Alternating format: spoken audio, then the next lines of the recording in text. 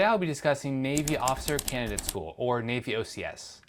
I recently graduated from OCS in May, a couple weeks ago, and I'm here to tell you everything you need to know to be prepared to pass OCS. What I'm going to do in this video is go down week by week in each phase of training what you need to know and what to expect.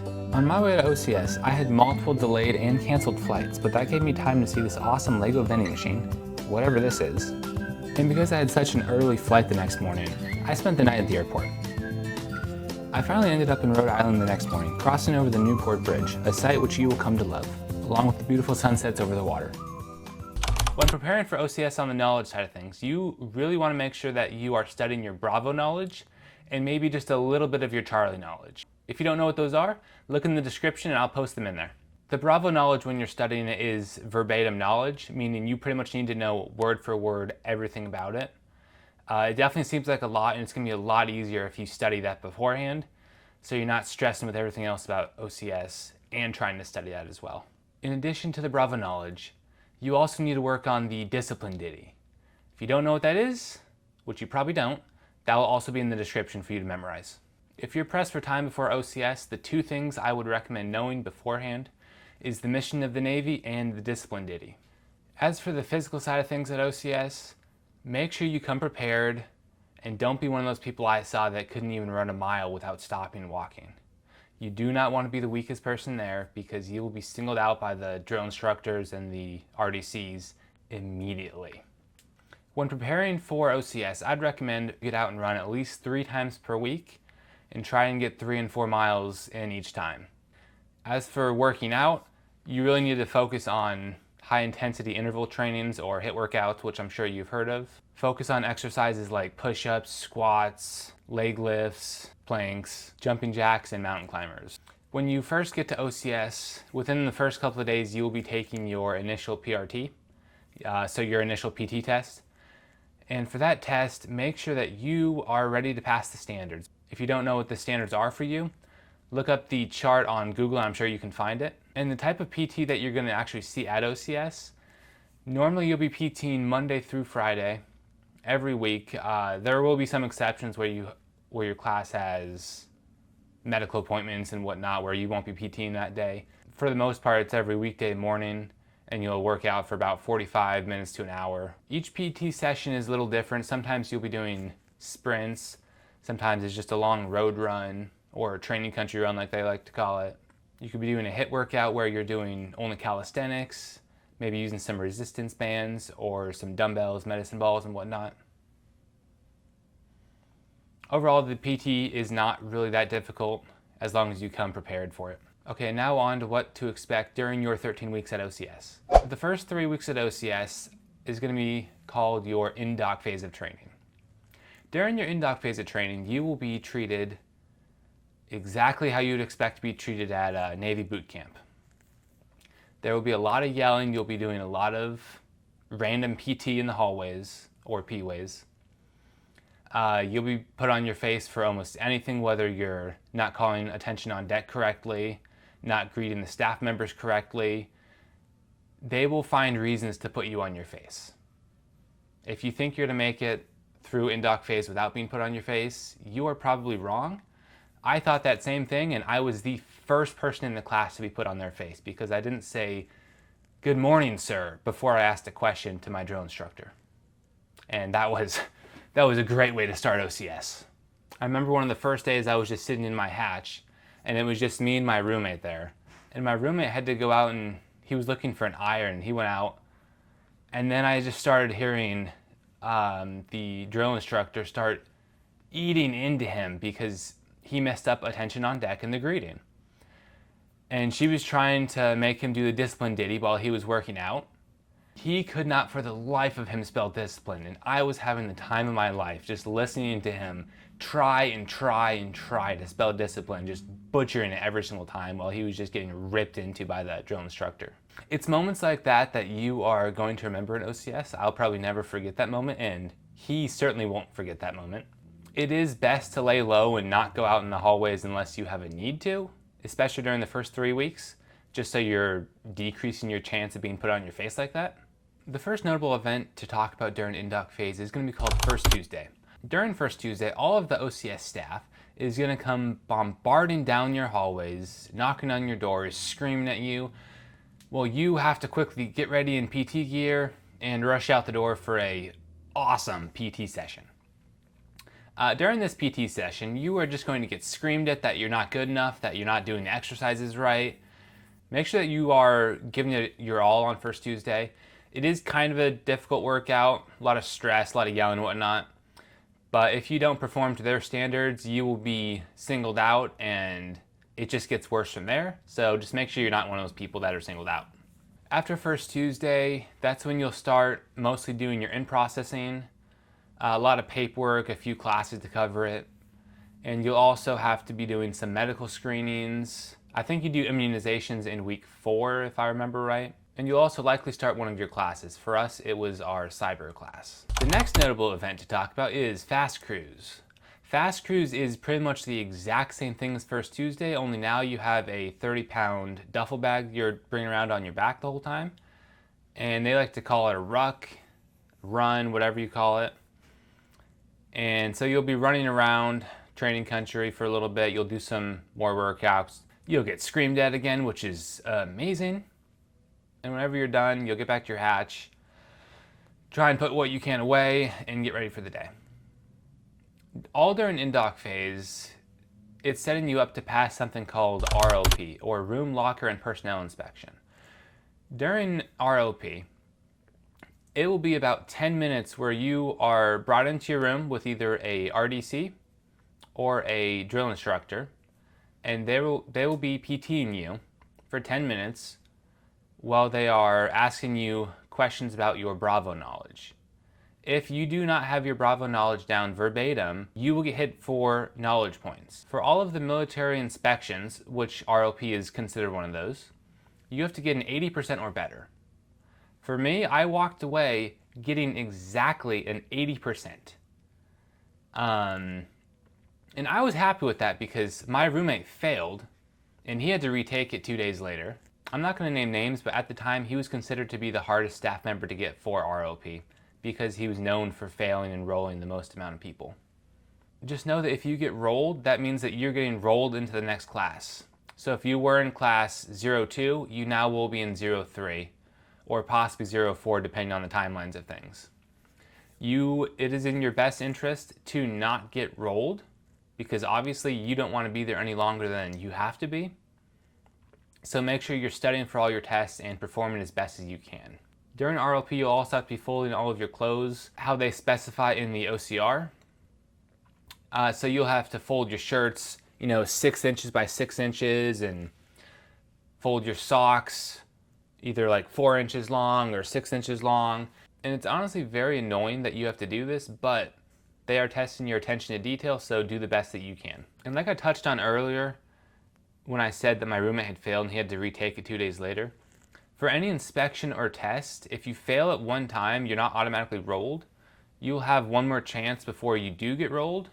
And typically, unless the weekend messes it up, you'll get 2 days to either study or otherwise prepare for an inspection or an exam that you have to retake. And that pretty much wraps it up for the Indoc phase. Real quick, if you are enjoying the video, please like it, consider subscribing, and hit the notification bell. It really helps a small channel like mine out. Next, I'm going to talk about the officer candidate phase, which is week 4 through 9. These weeks are split up into what's called your junior officer candidate phase and your senior officer candidate phase. Pretty much they're no different at all. You just have a different title. And during senior officer candidate phase, you wear your khaki uniform instead of your NWUs or your Navy camo uniform. But this phase of training is really when you get into the nitty and gritty with your academics. You'll be going to class most of every day. You'll have some downtime, but not a lot, so make sure you are studying when you can. And during this phase, you'll also be doing your drill comp. So leading up to week 5, you will be doing quite a bit of drill as well with you and the rest of your company.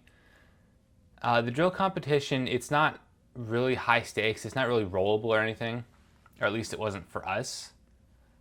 But all you're doing is competing your company against your other class's company.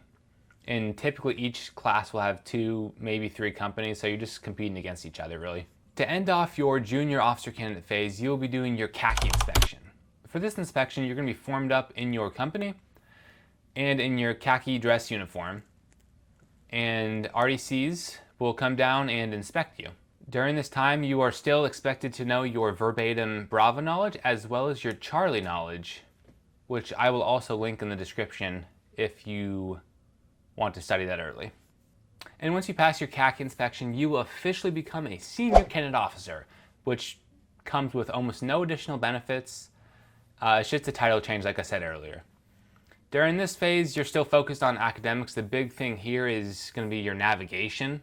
Navigation is a big test that people fail. It's a concept that likely you've never seen before. I had never seen it before. If you're a prior Navy, maybe you've seen it before. But I do not recommend worrying about that until you actually get to OCS. Don't try and look up YouTube videos now, try and prepare for it. You just don't need to do that. As long as you pay attention in class and ask questions when you don't understand the material, you will be fine.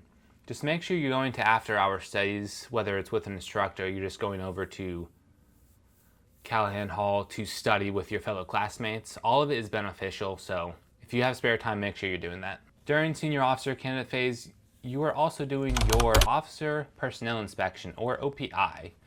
For us, this was during week 8. I think typically it also is during week 8 for everyone. And for this inspection, again, they're going to be asking you Bravo knowledge, Charlie knowledge, as well as Delta knowledge. Delta knowledge, luckily, is only working knowledge on the topic. But honestly, there is a lot of material in Delta that you need to study for. And as soon as you have spare time, right after khaki inspection, I'd highly recommend start studying for it. The Delta knowledge is mostly dealing with the ships you'll see in the Navy and the most common armaments that you'll see in the Navy. For this section, it's not verbatim. It is simply a working knowledge, which is a little nicer, but it's still a lot of material, like I said. And then to close out your time being a senior candidate officer, you will complete battle stations. Battle stations is an event that is planned out by the Candio phase, or the candidate officer class, which is the class in the last phase of training that I'll touch on in a second. But for battle stations, you'll be woken up by them rudely in the morning, probably earlier than you would normally wake up, maybe 04:30, 04:45, and you'll go and run out and do another difficult PT session that they plan out. You'll eat breakfast, and then you'll go to the wet trainer, the fire trainer, and back to the combat pool. I forgot to mention this earlier, but during your time as an officer candidate, you'll also be doing a fire trainer, a wet trainer, as well as you'll be going to the combat pool to complete your 3rd class swim qual. But anyway, back to battle stations. You'll be going back to all those trainers during battle stations, and that is the bulk of battle stations. For some, it's going to be a rough day. For most, it's just kind of a fun day that you're physically engaging yourself the whole day. I found it fun. I enjoy more active things like that, and if you do, you'll probably have a good time with it too. Just do the best that you can during battle stations. Just make sure that you do not quit and help your teammates along. And now into the final stage of training. This stage is called your candidate officer phase. During your candidate officer phase, you will be the ones taking care of the squadron. You'll be running all the other classes, making sure they get the class on time. They have escorts on and off training country as needed. And the biggest part of this phase that everyone's looking forward to, you finally get your phones back during this phase. And around the same time that we got our phones back, that's when the SWOs, myself included, finally got to see the ship selection list. And in a few days after that, we got to pick our ships. How we picked our ships, I've heard, was similar to ROTC or the Academy. All the SWOs were just brought into a room. All of the ship listings were just written up on the whiteboard. And one at a time, by your class ranking, you got to pick your ship and cross it off the whiteboard. Your class ranking at OCS really only matters if you're a SWO for your ship selection. And the main factors that count into your ranking for this, it's going to be your mid-PFA score, your academics, and your inspection scores. There were almost 40 SWOs in my class, so our ship selection was rather fun. Most of us had a good time, and most of us ended up with a ship that we wanted. As long as you do as best as you can at OCS and try and stay as high on the rank as you can, you will likely get a place that you want to be too. Also during Candio phase, you have the chance to go on Liberty. Typically any day after the duty day has officially ended, which is usually 1600 for everyone, you'll get the chance to go off and go to the coffee shop on base, go to the next commissary, anywhere you want to that is on the base with the gym being included. And during your last weekend before graduation, you'll have time to get off-base Liberty.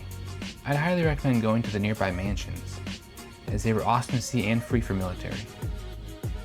And nearby the mansions, there's also a cliff walk that I recommend for some nice views. Say hi. Hi. And you can walk the 40 stairs. The significance of them, I have absolutely no idea, but now I can say that I've walked them. To wrap things up, of course, we had to get some good quality ice cream and film my buddy until he finally decided to smile. As I mentioned earlier, in Candio phase, you're kind of running the squadron. With that said, there are a bunch of different billets that you can get assigned to, and you'll be able to put in preferences for those. Just keep that in mind towards the end of your senior officer candidate phase, just on what billet you might want. And during our last week at OCS, we went on a class trip to Boston, where we were able to see the USS Constitution and explore it for a little bit, see just how short people really were in the 1700s, which my cameraman quickly learned firsthand. Ow. Next we went to the Boston Aquarium, saw some awesome fish. Where's the lungfish though? My favorite, penguin. I know it's not a fish, but I said that. And a huge seawater tank with Crush from Finding Nemo swimming around. To get back to our muster point at the USS Constitution, we followed the Freedom Trail, which is a red brick line guiding you through downtown Boston to see many of the historic sites from the Revolution. To end things off, our class met up at a Brazilian barbecue buffet. After stuffing our faces for an hour or two, it was finally time to get back on the bus, head back to base to conclude our class trip. Now I'm going to go over some frequently asked questions that I could find online. Number one being, what is the most rollable event at OCS? Well, the most rollable event for my class was a toss-up between ROP and navigation. Like I said, the navigation final was the material was new to everyone. So it was difficult for pretty much everyone equally. Some people got it quicker than others, and some people just didn't get it quick enough to pass the tests. And then ROP, you have these things called auto fails during your inspection. If there is a single hair anywhere in the bathroom, on the toilet, in the sink, in the shower, you will fail. So take those auto fails very seriously. And you'll learn much more about all the auto fails before your inspection. Just make sure you really check your auto fails and make sure that that is not the reason that you fail. Next question, how difficult are the academics? The academics themselves are not very difficult. You'll often hear people describe it as being fed knowledge through a fire hose. And this is a very accurate statement, because you just feel like you're constantly bombarded with class after class after class. There really is a lot of material that's covered, and you need to take full advantage of whatever spare time you do have at OCS to be studying academics or studying your Bravo, Charlie, and Delta knowledge. None of the tests I found were that difficult, other than navigation. Navigation was the hardest test for me, and I still managed to get somewhere in the mid-80s, I believe. The most difficult part to get over when you were studying for tests was that you were always feeling like you were sleep deprived. At OCS, typically they tell you that you will always get 7 hours of sleep a night, which just is not true. I think the night before ROP, I got a whole 2 or 3 hours, and I slept on the ground just so I didn't mess up my bed before the inspection. On the typical night, you'll be getting anywhere between 5 and 7 hours, and when you're always just a little bit sleep deprived, it makes it very difficult to study, because whenever you're sitting down trying to study your material, you just keep dozing off and you find it impossible to study. A recommendation I have is that if you are just dozing off, just make sure you're standing up while you're studying. Yes, I know it sucks, but many times I had to stand up for hours while I was studying the material. What is something that I don't think people prepared well enough before OCS? Two big things I touched on earlier, your Bravo knowledge and your PT or your physical fitness. Make sure you know most of your Bravo knowledge, if not all of it, before you go. This will make the first phase of training much easier for you. And for your physical training, you better not be one of those people that cannot finish a mile without walking. If you are going to walk into a world of hurt when you get to OCS. Make sure you follow the recommendations I gave earlier, at least 12 miles every week running, and at least 3 to 4 HIIT workouts per week. Include some lifting and whatnot if you want to too. And the final question, can you bring your own running shoes to OCS? And the answer, absolutely. Do I recommend it? Absolutely. The shoes that they are going to give you and make you buy at OCS are horrible. Even the uniform lady told us when we got them, or when we bought them, don't wear these shoes. They are for inspection only. You will ruin your legs you'll ruin your legs and your feet if you wear them. They are some off-brand crappy shoe I had never heard of, never wanted to hear of, and I will never wear them. In fact, I threw them out the moment I left OCS. The shoes I personally brought were some nice ultra running shoes. I cannot recommend ultra running shoes enough. They have been my favorite pair of running shoes for the last 7 years, and they held up absolutely great, both through Air Force BMT and OCS. If you'd like to purchase some ultra running shoes, I'll leave a link in the description for you to check them out. And now just for some final thoughts. First being, whenever you have spare time at OCS, make sure you are not doing nothing. You will always need to be studying, practicing navigation, prepping for the various inspections that you're going to have. Just never be sitting in your room doing nothing. That is a great way to fail OCS. For the documents that you need to bring to OCS, your recruiter might tell you that the copies of birth certificates and marriage certificates and social cards are fine. They are not. Make sure you bring the originals for yourself and for any dependents that you may have. If you don't bring the originals, you're going to end up having to ship the originals to OCS so you can get them into DEERS. The timelines and events that I mentioned in the week-to-week schedule of OCS, they are always subject to change. They're always trying to improve the curriculum and take things out, add things where they need to. So your OCS could end up looking a little bit different, but the general meat and potatoes should be the same. And once you get checked in that Saturday or Sunday, just get ready, play the game, drink the Kool-Aid as they say, study hard, and hopefully someday I'll see you out in the fleet.